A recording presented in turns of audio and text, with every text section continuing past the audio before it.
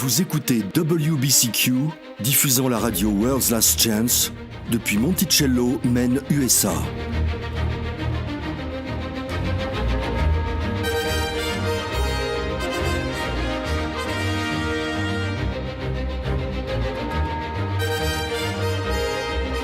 Crimes violents, troubles politiques, instabilité financière, tout indique une crise imminente, une crise sans précédent. Réglez votre fréquence sur Radio World's Last Chance pour découvrir comment vous préparer spirituellement à ce qui nous attend. Radio WLC prépare un peuple pour le retour très proche du Sauveur.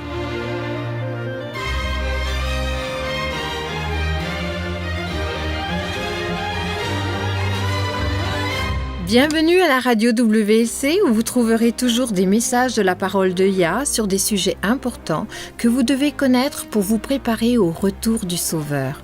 Je suis Marie Leblond et avec moi Jean-Olivier. Bonjour chers auditeurs, nous sommes heureux d'être avec vous. Aujourd'hui, nous allons discuter d'un sujet auquel la plupart des chrétiens ne réfléchissent pas beaucoup. S'ils le considèrent, c'est simplement comme une curieuse doctrine de l'Antiquité qui ne serait plus en vigueur aujourd'hui. Nous allons parler du sabbat.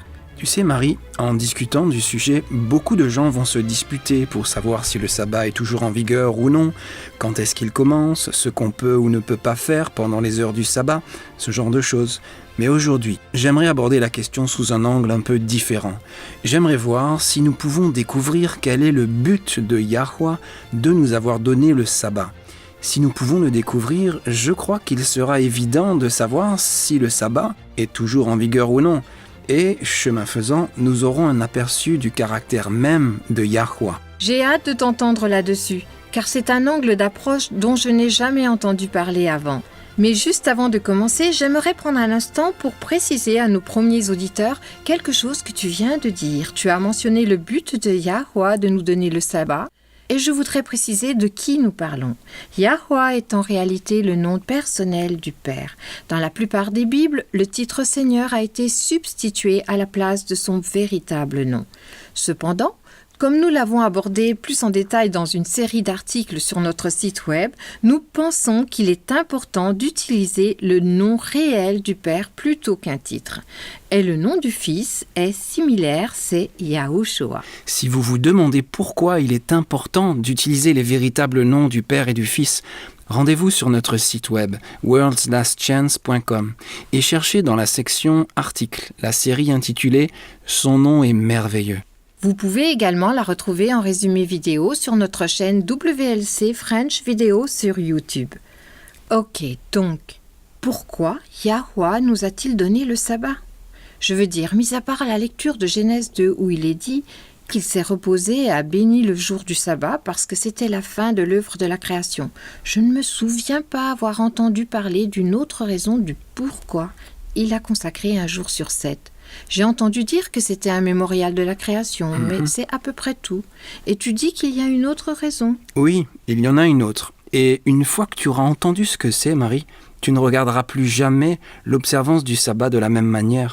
Tu vois, non seulement la plupart des gens ne savent pas ce qu'est le but véritable du sabbat, mais leur compréhension du sujet dans son ensemble est en fait incorrecte. Pour la plupart, le sabbat n'est que cette ancienne exigence donnée aux Hébreux au mont Sinaï et supprimée à la croix. Donc, ce que tu dis, c'est qu'ils considèrent l'observance du sabbat comme une exigence légaliste. Exactement. Et puisque Yahushua est mort, ils disent « Oh, nous sommes sous la grâce maintenant, nous ne sommes plus sous la loi. » Bien sûr, j'ai entendu des prédicateurs prêcher que nous sommes maintenant sous la dispensation de la grâce. Et ils sont sincères, ils y croient vraiment. Mais cet argument repose sur une incompréhension de Colossiens 2. Oui, et je voudrais juste très rapidement, Jean, informer nos chers auditeurs qu'il y a un article sur notre site web qui traite de cette question. Il s'intitule « Qu'est-ce qui a été cloué sur la croix ?»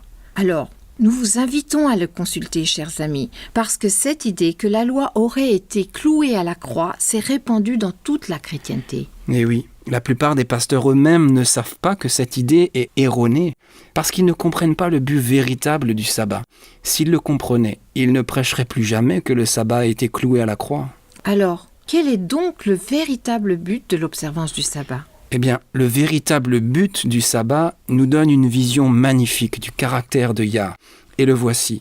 Observer le vrai sabbat est une question de relation. Voilà tout.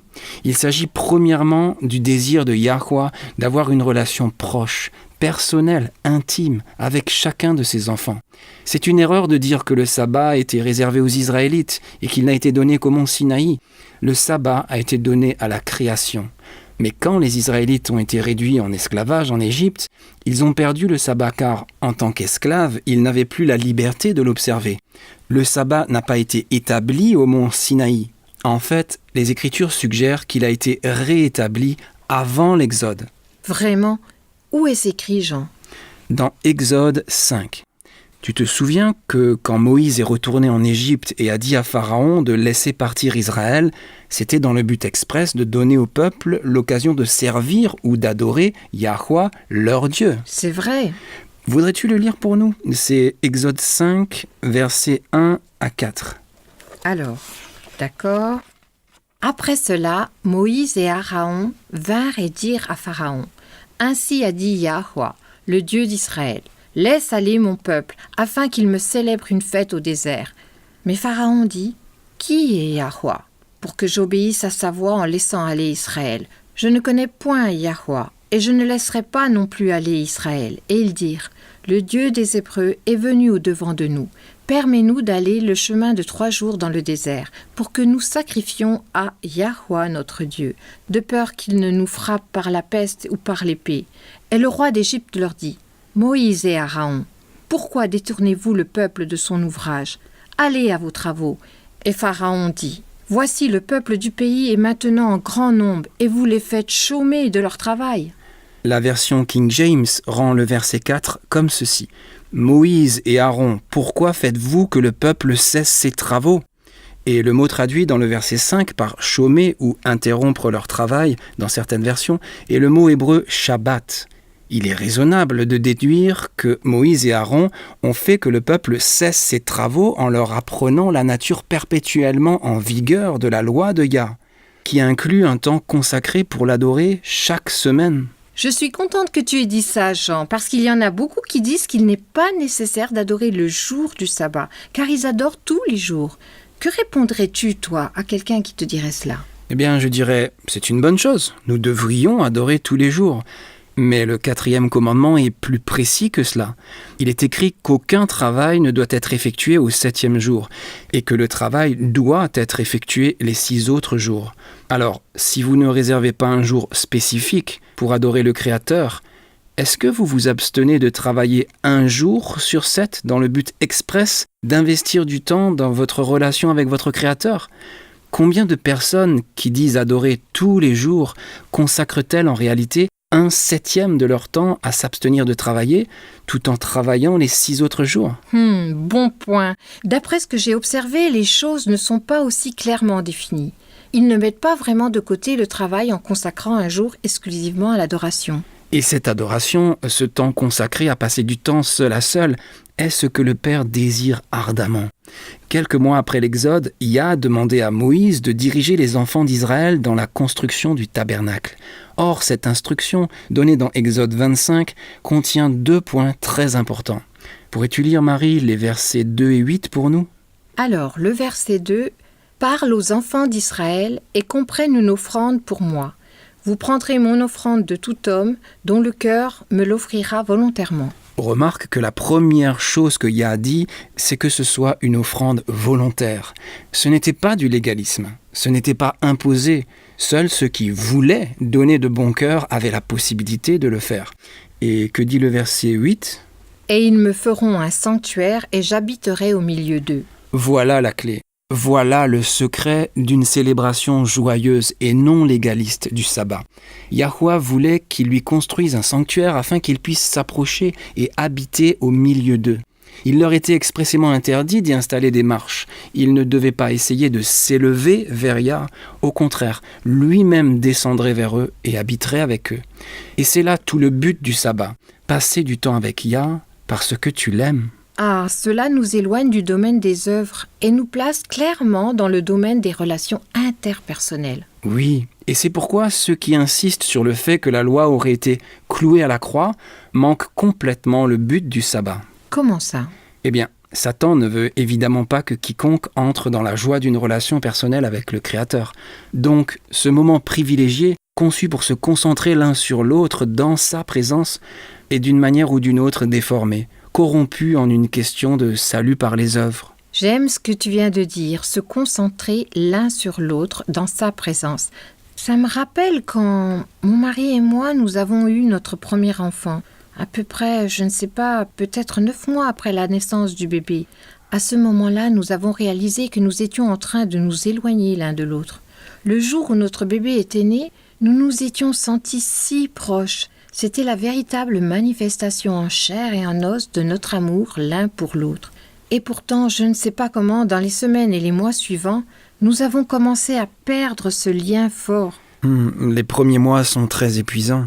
En effet, nous avions les yeux fatigués, nous étions épuisés, nous nous lancions des piques l'un à l'autre. Quoi qu'il en soit, nous avons réalisé que nous n'aimions pas ce que nous devenions. Donc nous avons décidé de nous réserver une soirée en amoureux, 1 fois par semaine. Nous avions prévu de prendre une baby-sitter et de sortir pour passer du temps en nous concentrant uniquement sur nous deux. En réalité, ça s'est concrétisé plutôt 1 fois par mois, mais cette soirée était si importante. Je peux imaginer, oui. Ça a vraiment revitalisé notre relation. Nous parlions déjà avant ensemble, bien sûr, mais c'était le plus souvent une simple transmission d'informations. Ce n'était pas investir dans notre propre relation. Et ce que tu décris comme une véritable observance du sabbat, c'est comme un jour de rendez-vous, de sortie en tête-à-tête avec le Père chaque semaine. Bien sûr, nous pouvons transmettre des informations lorsque nous prions, mais le sabbat est le moment où nous pouvons mettre de côté le stress de la semaine et nous concentrer réellement sur lui et sur la relation individuelle et personnelle que nous entretenons avec lui. Exactement. Et c'est cette compréhension qui manque à tous ceux qui insistent à dire que le sabbat aurait été donné aux Hébreux et que, quoi qu'il en soit, ils n'en ont pas besoin puisqu'ils adorent tous les jours. Mais il y a plus que cela. Chers auditeurs, quand vous vous arrêtez un moment pour y réfléchir, quand vous comparez soigneusement les Écritures avec les Écritures, vous réalisez qu'il est en fait impossible que la loi divine soit supprimée. Mais pourquoi ? Eh bien, quand on y pense, la loi divine est une transcription du caractère divin. Malachie 3, verset 6 déclare « Je suis Yahweh, je ne change pas ». Il ne change pas. Et s'il pouvait changer, alors il ne serait pas parfait et il ne serait pas Yah. Maintenant, il y en a beaucoup qui citent les écrits de Paul pour prouver que la loi aurait été en quelque sorte clouée à la croix. Mais ce n'est pas de cela dont Paul parlait. En fait, Paul lui-même le dit clairement dans Romains, lorsqu'il dit que la loi est sainte et le commandement saint, juste et bon. La loi divine ne peut pas être changée précisément parce qu'elle est sainte, juste et bonne. Elle est parfaite. La changer ou la mettre de côté reviendrait à la dégrader en une loi profane et imparfaite. C'est logique. Si la loi pouvait être modifiée ou annulée, cela signifierait qu'il y a quelque chose de faux ou d'injuste dans la loi. Et, implicitement, cela voudrait dire qu'il y avait quelque chose de faux ou d'injuste dans le législateur. De nombreux chrétiens sincères adorent au dimanche, convaincus que la loi aurait été clouée à la croix, mais en réalité, la croix est la plus grande preuve que la loi est éternelle et ne peut pas être supprimée. Oh, c'est un très bon point. Je vous invite à considérer ceci un instant, chers auditeurs. Si la loi divine pouvait être changée, Yahushua n'aurait pas eu besoin de mourir. C'est un point essentiel. Romains 6, verset 23 déclare « Car le salaire du péché, c'est la mort, mais le don de Yah, c'est la vie éternelle en Yahushua notre Seigneur. » La vie éternelle est un don. Ce n'est pas quelque chose à prendre pour acquis. C'est un don que nous ne méritons pas. Ce que nous méritons en tant que pécheurs, c'est la mort. Or, si la loi pouvait être changée, cela aurait été fait pour que les pécheurs puissent être pardonnés sans que quiconque ne soit obligé de mourir en juste sanction pour leurs péchés. C'est parce que la loi est parfaite, juste et sainte qu'elle ne peut pas être changée. Très bien. Gardons cette pensée en tête. Nous allons faire une courte pause, chers amis, et à notre retour dans un instant, nous allons approfondir le sujet.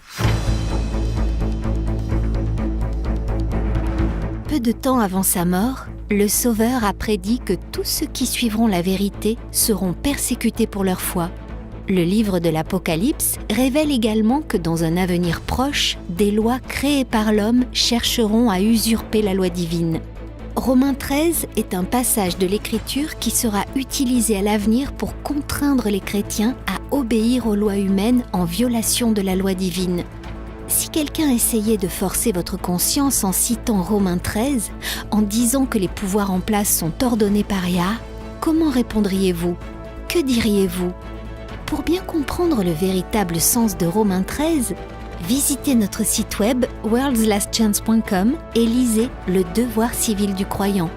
Encore une fois, lisez Le devoir civil du croyant sur worldslastchance.com. Nous sommes heureux de vous retrouver pour la deuxième partie de notre programme. Je suis Marie Leblond. Aujourd'hui, nous parlons du sabbat. Dans notre première partie, Jean a partagé avec nous le fait que le sabbat n'est pas une exigence légaliste imposée aux Hébreux ou aux Juifs, mais qu'il était destiné en réalité à donner au monde entier un aperçu du caractère d'amour de Yah. C'est vrai, Marie. Il démontre son amour et le désir de son cœur de passer du temps avec ses enfants, nous. Tu vois, on se concentre tous sur l'angle de vue légaliste. Ceux qui observent le dimanche considèrent tout cela comme une simple question de foi par les œuvres. Et il manque complètement l'essentiel qui est de passer du temps avec notre Créateur au jour du sabbat. Mais il est vrai que les observateurs du sabbat eux-mêmes peuvent devenir très légalistes parfois dans ce qu'ils pensent être permis ou non le jour du sabbat. Ils ont souvent ces longues listes de ce qu'ils peuvent faire et de ce qu'ils ne peuvent pas faire, ce qui est approprié et ce qui ne l'est pas. En fait, quand j'étais adolescent, avec mes amis, nous étions persuadés qu'il y avait schématiquement 3 normes que nos parents utilisaient pour déterminer ce qui était interdit le jour du sabbat. Tout ce qui était rapide, tout ce qui était bruyant et tout ce qui était amusant n'était pas permis le jour du sabbat. Oui, je vois ça. Oui, ça fait sourire maintenant, mais ce n'était pas le cas en ce temps-là. Et je l'avoue, le sabbat était un peu ennuyeux pour moi. Les adultes faisaient la sieste. Sauf s'ils entendaient faire quelque chose trop rapide, trop bruyant ou amusant. C'est ça. Et même si nous adorions pendant le sabbat, nous en manquions totalement le but. Je vois ça. Si Satan ne peut pas nous égarer d'un côté, il essaiera toujours d'une autre manière, n'est-ce pas, Jean ? Oui, peu lui importe de quelle manière il nous éloigne du chemin droit et étroit, tant que nous nous égarons. Pour en revenir à ce dont nous parlions avant la pause, beaucoup prétendent que la loi a été abolie à la croix, mais tu ne vois personne tuer son voisin, ni voler, puis essayer d'utiliser cet argument comme défense. Tu ne vois pas de chrétien commettre un adultère, puis prétendre qu'il n'y a pas de mal car la loi a été clouée à la croix. Il ne cible que le 4e commandement, celui qui nous donne une chance de démontrer notre amour en l'adorant. Oui, très bien, j'entends ce que tu dis, mais j'ai une question à te poser. Je pense que beaucoup de nos auditeurs aimeraient également en entendre parler. Et il s'agit simplement de ceci. Si le sabbat concerne notre relation avec notre Créateur, si ce n'est pas qu'une simple prescription destinée uniquement aux Juifs, comment expliques-tu les paroles de Yahushua dans Matthieu 5 ? Donne-moi un instant pour que je le recherche, parce que c'est un des passages principaux utilisés pour soutenir l'argument que la loi a été clouée à la croix. Il est écrit « Ne pensez pas que je sois venu abolir la loi ou les prophètes, je ne suis pas venu abolir, mais accomplir. » Ce verset ne signifie-t-il pas que la loi a été peut-être pas supprimée à la croix, mais au moins accomplie, comme un contrat légal ? Une fois que les conditions sont remplies, le contrat est nul et non avenu, il a été accompli. C'est une bonne question, Marie. Et la réponse est en fait dans ce même chapitre de Matthieu. Il te suffit simplement de continuer à lire. Écoute bien pendant que je relis ce verset, ainsi que les 3 versets qui suivent. Ne pensez pas que je sois venu abolir la loi ou les prophètes. Je ne suis pas venu abolir, mais accomplir. Car je vous le dis en vérité, jusqu'à ce que le ciel et la terre aient passé, il ne passera pas de la loi un seul iota ou un seul trait de lettre que tout ne soit accompli. Puis il ajoute « Celui donc qui aura violé l'un de ces plus petits commandements et qui aura ainsi enseigné les hommes sera estimé le plus petit dans le royaume des cieux. Mais celui qui les aura observés et enseignés, celui-là sera estimé grand dans le royaume des cieux. » Tu vois, Il ne dit pas que la loi ne devrait plus être observée. En fait, ici même, Yahushua établit un lien entre l'observation de la loi et le fait d'être appelé grand dans le royaume des cieux. Et le prochain verset nous confirme cela, vraiment. Veux-tu lire le verset 20 pour nous, s'il te plaît ? Oui, bien sûr. Car je vous dis que si votre justice ne surpasse celle des scribes et des pharisiens, vous n'entrerez pas dans le royaume des cieux. Tu vois, ce dernier verset fait une distinction intéressante. La justice est simplement faire ce qui est juste, ce qui est droit, c'est-à-dire la droiture. Ici, Yahushua dit « Votre droiture ou action juste, votre respect de la loi doit dépasser celle des scribes et des pharisiens. » D'ailleurs, une autre version le traduit directement comme ceci. « Je vous le dis, si vous n'obéissez pas à la loi, mieux que les spécialistes de la loi et les pharisiens, vous n'entrerez pas dans le royaume des cieux. » Dis-moi, Marie, les pharisiens étaient connus pour quoi ? Le légalisme. Exact. Ils faisaient tellement attention à la façon dont ils observaient la loi, mais tout n'était que superficiel. Ce n'était pas une démarche qui façonne le cœur. Ils étaient hypocrites. Mais alors pourquoi Yahushua semble-t-il les féliciter et les utiliser comme exemple ? Eh bien, ils ne félicitaient pas leur hypocrisie superficielle, bien sûr. Cependant, en voulant rappeler l'importance du respect de la loi divine, il les a simplement utilisés comme un exemple de respect scrupuleux de la loi, même si ce n'était qu'extérieur pour la plupart, pour l'apparence. Maintenant, est-ce qu'il aurait vraiment fait cela ? Est-ce qu'il aurait vraiment utilisé cet exemple si la loi devait prendre fin au calvaire ? Non, certainement pas, surtout quand nous considérons que Yahushua devait être notre exemple aussi. Oui, et ce point est clarifié encore plus nettement un peu plus loin dans Matthieu. Au verset 23 du chapitre 23, il est écrit « Malheur à vous, scribes et pharisiens hypocrites, car vous vous acquittez scrupuleusement de la dîme sur la menthe, l'âneth et le cumin, et vous négligez les choses les plus importantes de la loi, la justice, la miséricorde et la fidélité. Voilà ce qu'il fallait pratiquer, sans négliger le reste. » Il est en train de dire « Oui, vous devriez être aussi scrupuleux en respectant la loi, mais vous n'auriez pas dû en rester au niveau extérieur, tout en délaissant les questions les plus importantes, les plus lourdes de la loi, la justice ou la droiture, la miséricorde ou le pardon, la bonté, l'honnêteté, la générosité, la fidélité du cœur, c'est-à-dire la foi. » Yahushua a toujours enseigné l'importance d'observer la loi, mais il a vu que c'était une œuvre dans le cœur. Ça n'a jamais été une question extérieure d'obéissance superficielle.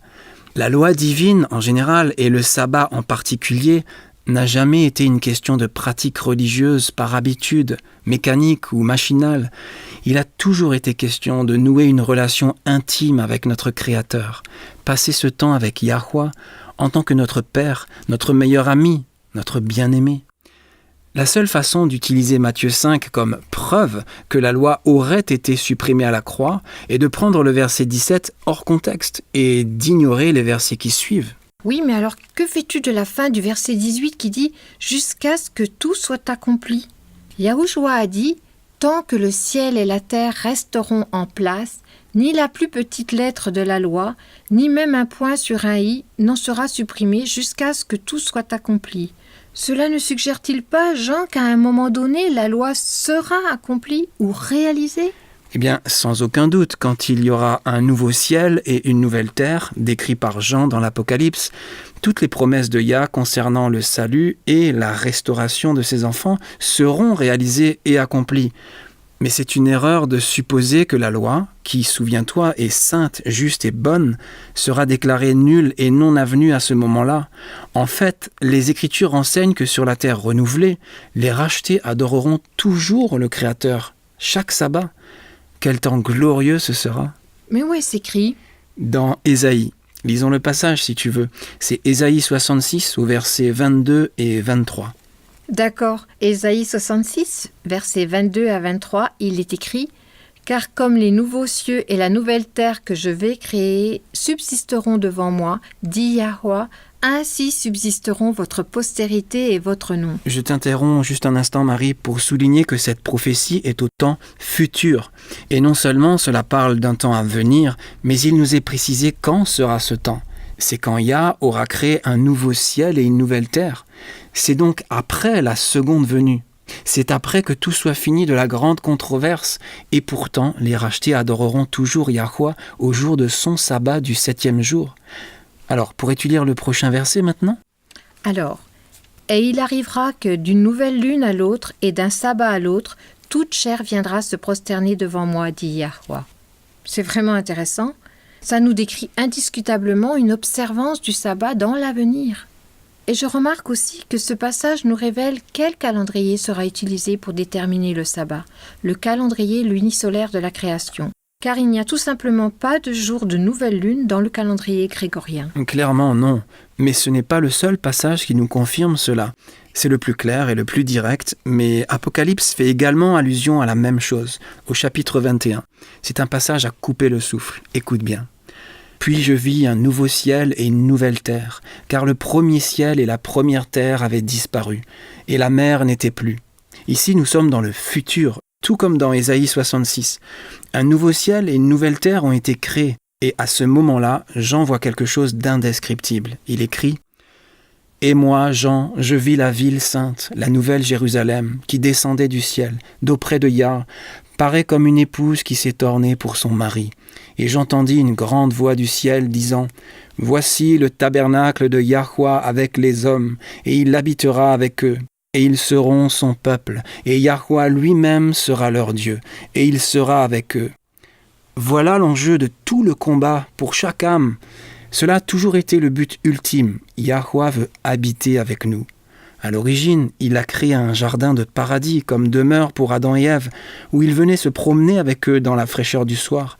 Après la chute, il a essayé à nouveau. Il a dit à Moïse qu'il me construise un sanctuaire où je puisse habiter, ou tabernacle, littéralement lieu d'habitation, au milieu d'eux. Et ici, dans l'Apocalypse, nous voyons que le plus grand désir de son cœur sera enfin réalisé lorsque le tabernacle de Yahweh sera avec les hommes et qu'il pourra enfin habiter au milieu d'eux. Merveilleux, c'est tellement beau. Écoute la suite. « Et Yahweh essuiera toute larme de leurs yeux, et la mort ne sera plus, et il n'y aura plus ni deuil, ni cri, ni douleur, car les premières choses sont passées. Et celui qui était assis sur le trône dit « Voici, je fais toutes choses nouvelles. » Puis il me dit « Écris, car ces paroles sont véritables et certaines. » Puis il me dit « C'en est fait, je suis l'alpha et l'oméga, le commencement et le but, ou la fin. À celui qui a soif, je donnerai gratuitement à boire de la source d'où coule l'eau de la vie. Celui qui vaincra héritera toutes choses. Je serai son Dieu, et il sera mon fils. » Tu vois, à la fin, l'objectif du Père sera finalement atteint lorsque la terre sera recréée et peuplée de personnes qui veulent vivre avec lui autant qu'il veut vivre avec eux, et il demeurera parmi eux et sera leur Dieu. Oui, et n'est-ce pas le but ultime, le but du christianisme lui-même? Être un avec Yah, vivre en sa présence, être capable de contempler sa face, comprendre qu'il sait tout de nous et qu'il nous aime quand même. Amen. C'est le but de chaque croyant depuis Adam, être restauré dans l'unité avec le Créateur. Et c'était aussi la prière de Yahushua pour nous. Dans l'une de ses dernières prières relatées dans les Écritures, juste avant son arrestation, Yahushua a prié pour que nous puissions tous être un avec lui et avec le Père. Voudrais-tu le lire pour nous, Marie ? C'est dans Jean 17, à partir du verset 20. Oui. Or, je ne prie pas seulement pour eux, mais aussi pour ceux qui croiront en moi par leurs paroles, afin que tous soient un, comme toi, Père, tu es en moi, et moi en toi, afin qu'eux aussi soient un en nous, et que le monde croie que c'est toi qui m'as envoyé. Et je leur ai donné la gloire que tu m'as donnée, afin qu'ils soient un comme nous sommes un, et je suis en eux, et toi en moi, afin qu'ils soient parfaitement un, et que le monde connaisse que c'est toi qui m'as envoyé, et que tu les aimes comme tu m'as aimé. Vous voyez, chers amis, nous n'observons pas la loi et adorons au jour du sabbat pour devenir des citoyens célestes. Au contraire, nous observons la loi et passons du temps avec notre meilleur ami au jour de son sabbat parce que nous sommes des citoyens célestes, nés de nouveau en Yahushua. Oh oui, et c'est merveilleux. Encore une fois, cela écarte complètement la perception erronée d'acheter votre billet pour le ciel en fonction de ce que vous faites. Au contraire, Cela vous place fermement dans le domaine de la relation avec votre Créateur, c'est-à-dire choisir de faire ce qui plaît à celui que vous aimez. Oui, la terre recréée ne sera pas repeuplée d'immortels délinquants ou de pécheurs éternellement non repentants. Yahushua est notre substitut divin. Avec le prix de la rédemption payé par Yahushua, ceux qui ont enfreint la loi, c'est-à-dire vous et moi, peuvent recevoir le don d'un esprit renouvelé, nettoyé et purifié.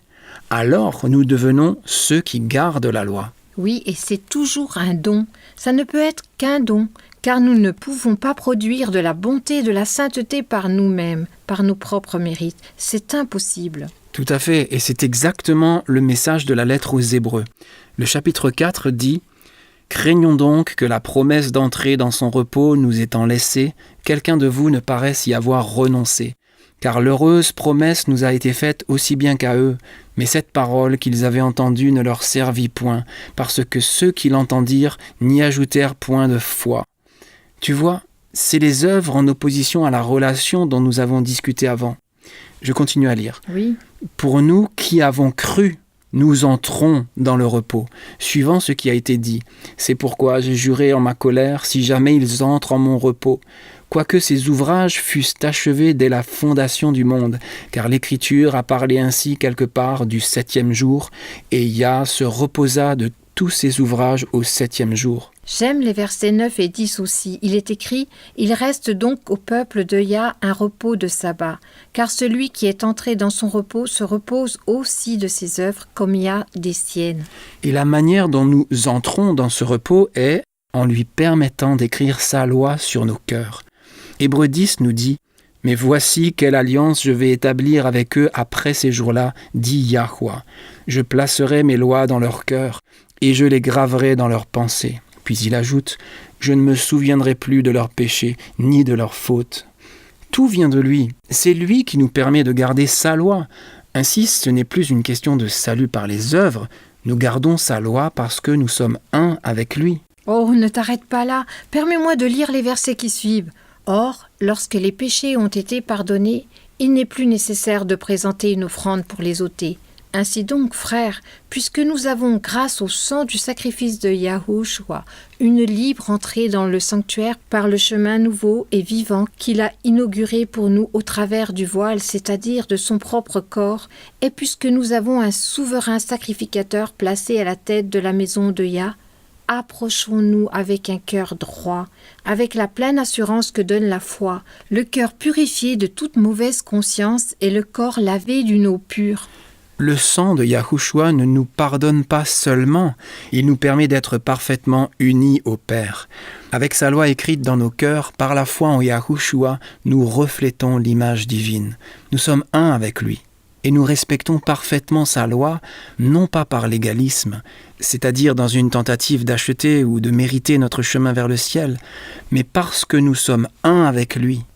Sa loi, son caractère est maintenant le nôtre. Tout à fait, comme David l'a écrit, « Enseigne-moi, ô Yahweh, le chemin de tes statuts, et je le garderai jusqu'à la fin. Donne-moi l'intelligence, et je garderai ta loi. Oui, je l'observerai de tout mon cœur.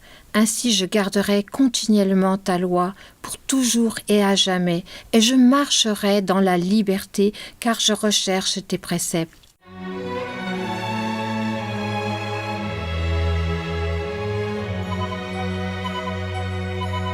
Vous écoutez la radio World's Last Chance sur WBCQ à 9330 kHz sur la bande des 31 mètres. Radio World's Last Chance prépare un peuple pour le retour très proche du Sauveur. L'amour divin est un amour éternel. Il découle du grand cœur de Yahweh. Son amour est la force la plus puissante de l'univers. C'est l'essence même de qui et de ce qu'il est.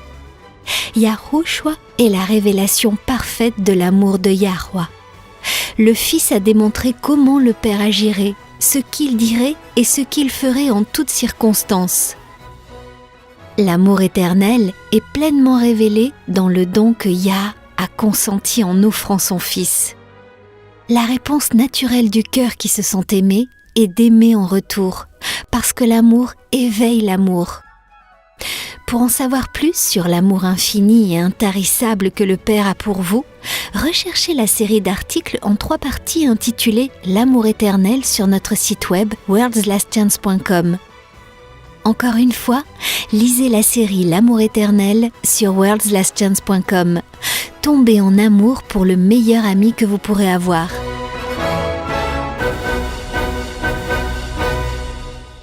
C'est le moment pour notre courrier des auditeurs. Notre question aujourd'hui vient d'Éline et Stéphane de Randers, au Danemark. Éline et Stéphane écrivent « Il y a eu récemment une série de réunions tenues par un évangéliste en visite qui était aussi un guérisseur par la foi. Notre voisine prétend qu'une de ses amies, qui est une chrétienne dévouée, est allée et a été guérie par l'évangéliste. Si cela est vrai, ce n'est pas le seul miracle qui ait eu lieu parmi les églises qui, selon WLC, sont tombées. Pourriez-vous, s'il vous plaît, nous éclairer un peu à ce sujet ? Comment des miracles et des guérisons peuvent-ils avoir lieu si les églises sont vraiment tombées ? Merci, Éline et Stéphane. C'est une très bonne question et je suis content que vous l'ayez posée. Si l'amie de votre voisine a vraiment été guérie, alors laissez-moi vous dire que je suis vraiment ravi pour elle. C'est une merveilleuse chose qui s'est produite. Oui, mais penses-tu que c'était authentique ? Eh bien, il n'y a aucun moyen de le savoir. Je l'espère sincèrement.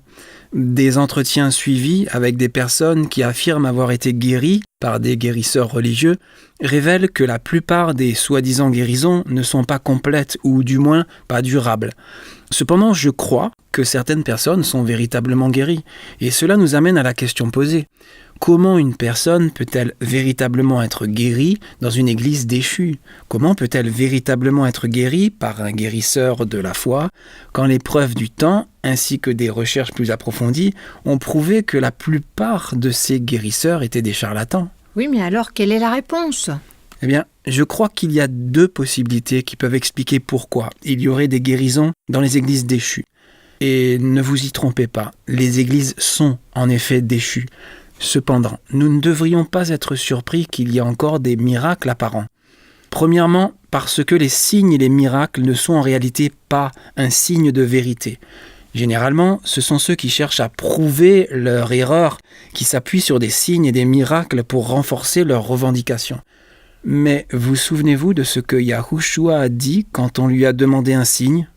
Une génération mauvaise et adultère réclame un signe. C'est exact. Et puis il a ajouté « Il ne lui sera pas donné d'autre signe que celui de Jonas le prophète. » La vérité n'a pas besoin de miracles pour prouver sa véracité, parce que finalement, les miracles ne prouvent rien. Dans son sermon sur la montagne, Yahushua a averti « Ce n'est pas tout homme qui me dit « Seigneur, Seigneur » qui entrera dans le royaume des cieux, mais celui qui fait la volonté de mon Père qui est aux cieux. Plusieurs me diront en ce jour-là « Seigneur, Seigneur » n'avons-nous pas prophétisé en ton nom ? Et n'avons-nous pas chassé les démons en ton nom ? Et n'avons-nous pas fait plusieurs miracles en ton nom ? Mais je leur dirai alors ouvertement, je ne vous ai jamais reconnu. Retirez-vous de moi, vous qui faites métier d'iniquité. Notez que iniquité vient du mot grec anomia, c'est-à-dire celui qui est sans loi, parce qu'il en est ignorant ou qu'il la viole.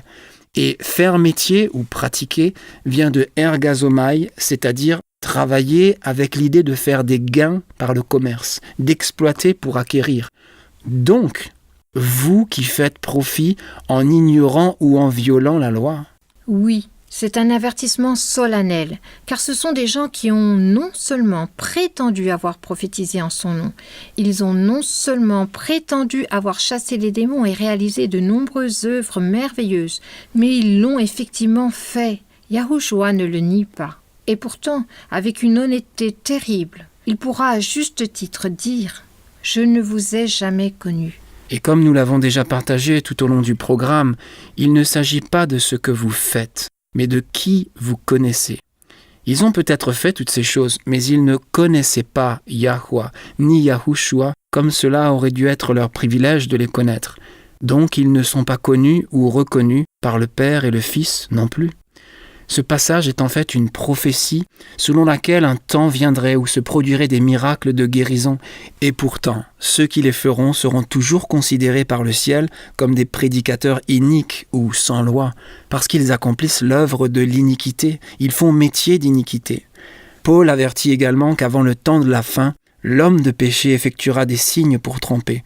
Dans 2 Thessaloniciens, il a écrit « L'apparition de cet impie se fera par la puissance de Satan, avec toutes sortes de miracles, de signes et de prodiges mensongers, et avec toutes les séductions de l'iniquité pour ceux qui périssent parce qu'ils n'ont pas reçu l'amour de la vérité pour être sauvés.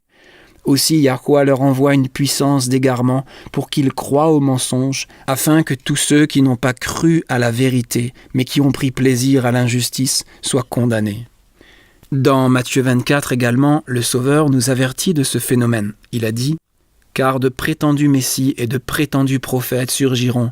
Ils feront de grands prodiges et des signes miraculeux, au point de tromper, si c'était possible, même ceux qui ont été choisis. » Un miracle, selon la définition du dictionnaire, est simplement un événement qui semble impossible à expliquer par les lois naturelles. On croit donc que son origine est surnaturelle ou un acte de Dieu. Oui, et cela nous ramène directement à la question pourquoi des miracles se produisent-ils dans les églises déchues ?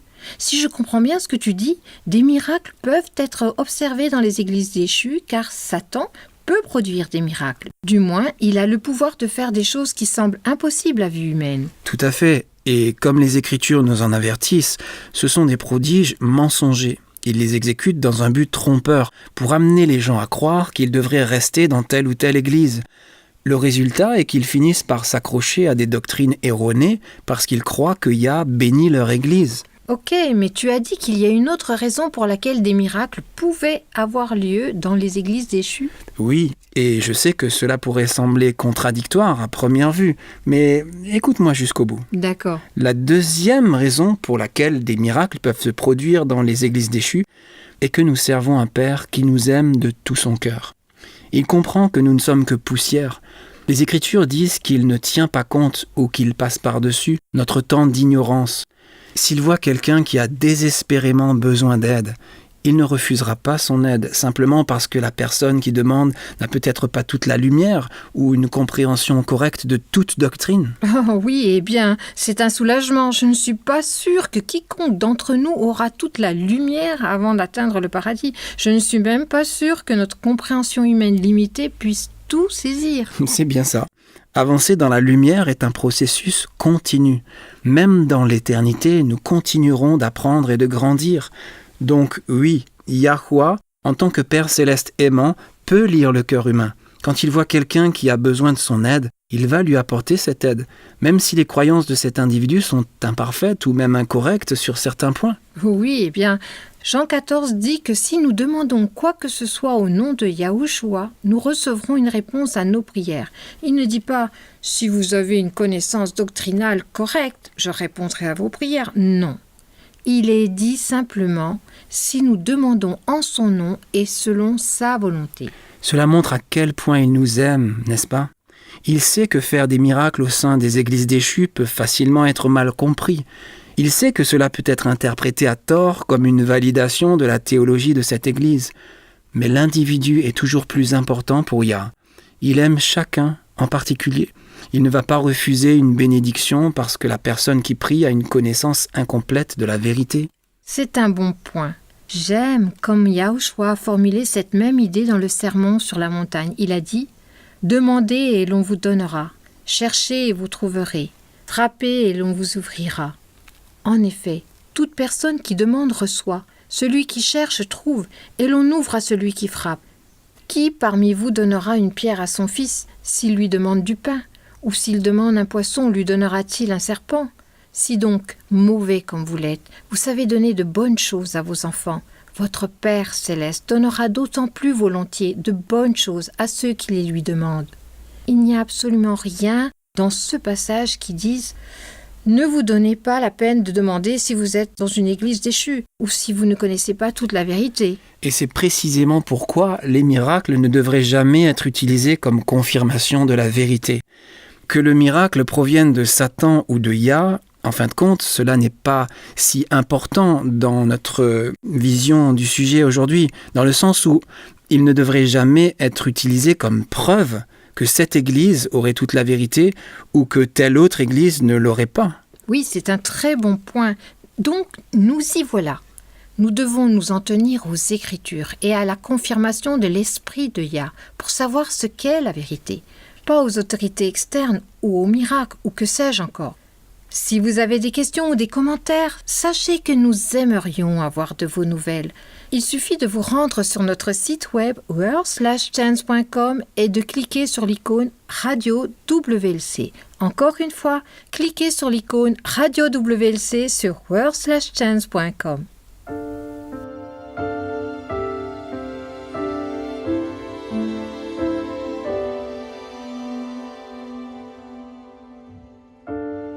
Vous écoutez Élise Blanc pour votre promesse quotidienne de la parole de Yah. Vous n'êtes pas heureux que Yahweh soit qui il est et qu'il ne nous ressemble pas ? Sérieusement, sa bonté et sa patience envers nous sont vraiment divines. Le dramaturge, romancier et poète Oscar Wilde a écrit « Un homme ne peut jamais choisir ses ennemis avec trop de prudence ». Le président des États-Unis, John Fitzgerald Kennedy, a souscrit à la même opinion en déclarant « Pardonnez vos ennemis, mais n'oubliez jamais leur nom ». Je suis tellement heureuse que le Père n'adopte pas cette attitude, pas vous ? Dans Romains 5, l'apôtre Paul a écrit « En effet, alors que nous étions encore sans force, Christ est mort pour des pécheurs au moment fixé. À peine mourrait-on pour un juste, peut-être accepterait-on de mourir pour quelqu'un de bien. Mais voici comment Yah prouve son amour envers nous. Alors que nous étions encore des pécheurs, Christ est mort pour nous. Puisque nous sommes maintenant considérés comme justes grâce à son sang, nous serons à bien plus forte raison sauvés par lui de la colère de Yah. En effet, si nous avons été réconciliés avec Yahweh grâce à la mort de son Fils, lorsque nous étions ses ennemis, nous serons à bien plus forte raison sauvés par sa vie, maintenant que nous sommes réconciliés. Bien plus, nous plaçons notre fierté en Yahweh par notre Seigneur le Christ Yahushua, par qui maintenant nous avons reçu la réconciliation. Le Père ne te considère pas comme son ennemi. Tu es son bien-aimé fils, tu es sa précieuse fille. Dans Ésaïe 43, il nous dit « Ne crains rien, car je te rachète. Je t'appelle par ton nom. Tu es à moi, car je suis Yahweh, ton Elohim, le Saint d'Israël, ton Sauveur. Je donne l'Égypte pour ta rançon, l'Éthiopie et Saba à ta place, parce que tu as du prix à mes yeux, parce que tu es honoré et que je t'aime. Je donne des hommes à ta place et des peuples pour ta vie. Ne crains rien, car je suis avec toi. » Yahweh n'est pas ton ennemi, et tu n'es pas son ennemi. Nous avons reçu de grandes et précieuses promesses. Commencez dès maintenant à les réclamer.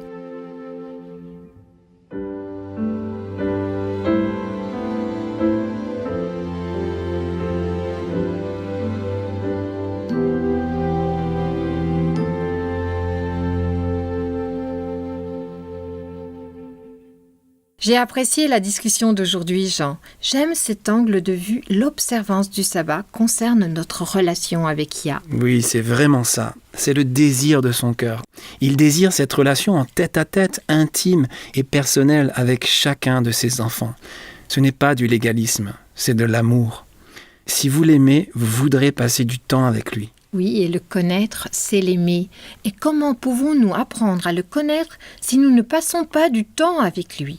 En étudiant sa parole, en louant son nom, en lui parlant dans la prière, mais encore plus, se réjouir dans sa présence. C'est une belle façon de le dire. Si vous vous arrêtez un instant pour penser à ce que sera le ciel, certaines personnes ont des idées presque caricaturales, comme si on allait s'asseoir sur des nuages de barbe à papa en jouant de la harpe toute la journée. Oui, plutôt ennuyeux si tu me le demandes. Oui, un peu. Alors qu'en réalité, le ciel sera le plus merveilleux endroit. Et savez-vous pourquoi ? À cause de la présence de Yah. C'est de sa présence que viendra notre plus grande joie. Être capable d'entendre sa voix, de parler avec lui, de contempler sa face. Si vous n'aimez pas passer du temps avec Yahweh ici et maintenant, vous n'apprécierez pas davantage de passer du temps avec lui là-bas et pour l'éternité. Et le sabbat est ce qui nous prépare à cela. Tu as raison. Quand vous regardez le monde autour de vous, quand vous regardez toutes les dévastations, il y a tellement de choses qui se passent qu'il est impossible de tout suivre. Les tremblements de terre et les autres événements catastrophiques qui, il y a quelques années, auraient fait les gros titres de la presse internationale, ne sont plus qu'un bruit de fond aujourd'hui, simplement parce qu'il y a tant de choses qui arrivent. Il y a tellement de catastrophes qui se produisent dans le monde qu'on n'arrive même plus à suivre toute l'actualité. Et tout cela est un avertissement devant nos yeux. Préparez-vous, chers amis, car la fin est proche. Elle est véritablement très proche. Et c'est dans le chaos et le bouleversement, c'est au cœur d'une crise que le caractère d'un homme se révèle. Il n'est pas développé, il est révélé pour ce qu'il est vraiment.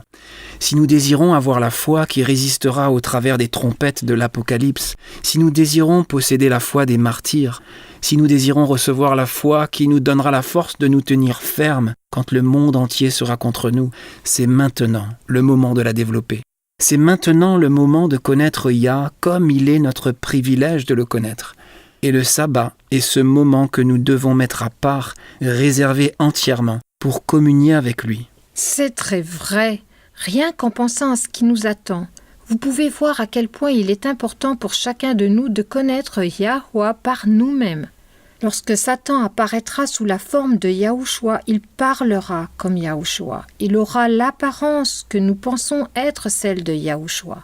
Quand le monde entier se prosternera devant lui et l'adorera comme s'il était Yahushua revenu pour la seconde fois, lorsqu'il prétendra avoir changé le jour d'adoration, il nous faudra connaître Yahweh par nous-mêmes pour résister et traverser l'épreuve, chacun d'entre nous. Réserver 1 jour sur 7 pour passer du temps avec notre meilleur ami n'est pas un fardeau. C'est un privilège, c'est une joie. Et c'est ce qui lui permet d'écrire sa loi dans nos cœurs pour que nous soyons prêts pour ce qui nous attend. Oui, et rappelez-vous, il s'est engagé lui-même à nous préparer si nous le lui permettons. Notre temps est écoulé pour aujourd'hui, chers amis. Rejoignez-nous demain. Et jusque-là, souvenez-vous, Yahweh vous aime et il est digne de confiance.